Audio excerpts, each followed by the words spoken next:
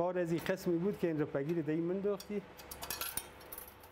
محمد رحیم شریفی نومیږي. د 40 کاله په دغه خونه کې تیر کړي. تر 10 کالو مخکې دا هغه مرکز و چې د خلکو ټلیفونونه یې سره نښلول. اوس که څه هم هغه مهم کار دلته نه کیږي، خو د ټلیفونونو په موزیم بدله شوی. د موزیم په 1988 لمریز کال کې د افغانستان د مخابراتو وزارت له لوري پرانیستل شو. په دغه موزیم کې له 121 کلونو مخکې ټلیفونونه موجود دي. د دې موزیم د جوړولو او تلپاتې کېدو لپاره د هېواد له بېلابېلو سیمو وسایل راټول شوي دي.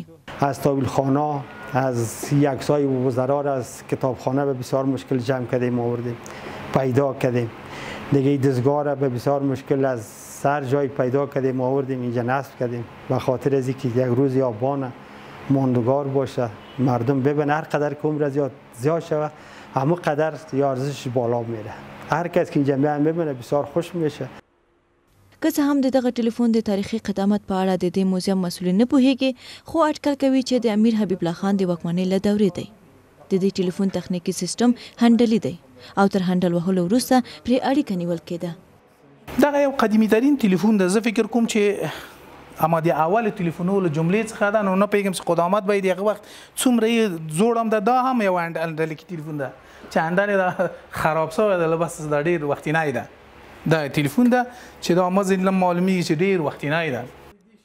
د یادونې وړ ده پخوا په افغانستان کې د ټلیفونونو شمېر دومره کم و چې یوازې د دوه د شمېرو د لارښوونې کتابونه ورته جوړ کړي وو. لکه چې اوس کتابونه دي او هغه دی چې په کمپیوټر کې دي هغه نمرې دي چې راوباسي هر چا څه نمرې بس پکې یا فایل راوځي. خو دا هغه وخت کې دلته به د کارکنان ناست ول چې دلته به یو نمونه به یې زه در ښکاره کړم. دلته دا خویندې ناستې وې، دوی به د دې شاوخوا ته چا بسې زنګ وسي د ما د چا نمره په کار ده، د کوم وزارت مې په کار ده، د کوم ریاست مې په کار ده، یا د کومې شفاخانې او د کوم بل څه به بیا به دوی دا رهنما ورته ویلې، دوی به ورسره غږېدل چې دغه شمېره ده. خو اوس ټلیفونونو ته لاسرسی دومره اسانه شوی چې د ټولو ښه ادرس د هغوی د موبایل شمېرې دي. د افغانستان د مخابراتو او ټکنالوژۍ وزارت د معلوماتو له مخې د مهال په دغه هیواد کې له 100 میلیونو ډېر کسان له مخابراتي خدماتو برخمن دي او میلیونونه نور بیا له انټرنیټي بېلابېلو خدماتو ګټه اخلي. د کابل ښار یو شمېر اوسیدونکي بیا د ټلیفونونو کارول د ورځني ژوند یو اړتیا بولي. یو رقم ټلیفون خاص د حکومت سره و چې هغوی به په لینونو باندې د یو ولسوالۍ نه بلې ته، د یو ولایت نه بل ته لینونه یې غځولي وو او یو قسم ماشینونه یې لرل که د چا به ضرورت و حکومت ته به ورته، هغوی ته به یې پیشنهاد کوو چې زما پلاني سره کار دی، ما ورسره روغ کا.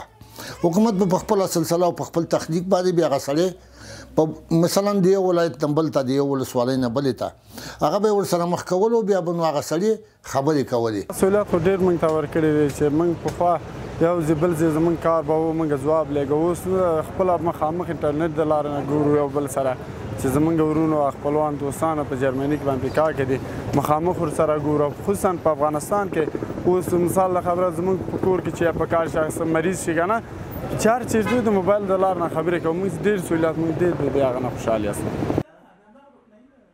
په 1280 لمریز کال کې د امیر حبیب الله خان د واکمنۍ پر مهال په لومړي ځل ټلیفون افغانستان ته راوړل شو. خو په هغه وخت کې د ټلیفون له سیسټم او کارولو سره څوک بلد نه و او یوازې یو څو مشخصو دولتي ادارو کې ترې ګټه اخیستل کېده.